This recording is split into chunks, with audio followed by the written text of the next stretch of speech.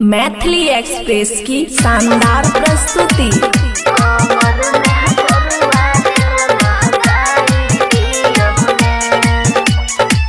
खुशी recording studio बलुआहा।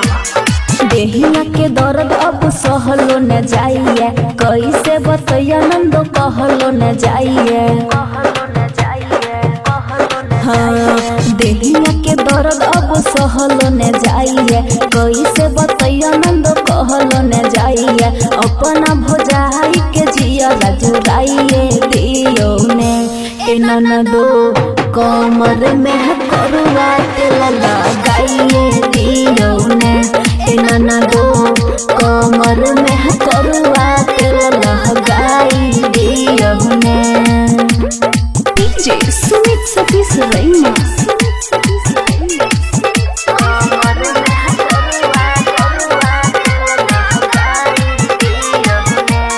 खुशी recording studio बलुआहा।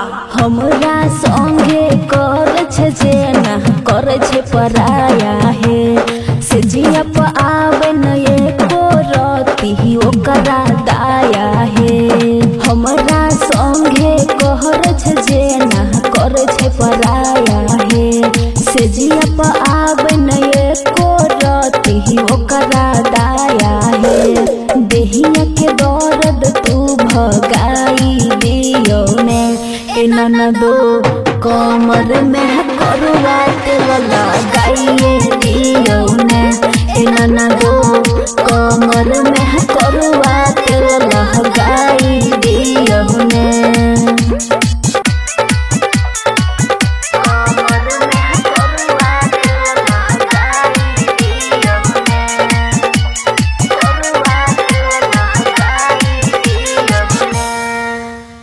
Writer Sumit सजन रोजे है नाचे छे बिछवाना है, दीपाली शर्मा के बूझे खेल के खेलवाना है। राइटर सुमित सजन रोजे नाचे छे बिछवाना है, दीपाली शर्मा के बूझे खेल के खेलवाना है। हरदिया ए ननदो लगाई दियो ने ए ननदो, कमर में करुआ तेल लगाई दियो ने ए ननदो, कमर में करुआ तेल लगाई दियो ने। खुशी रिकॉर्डिंग स्टूडियो बलुआहा।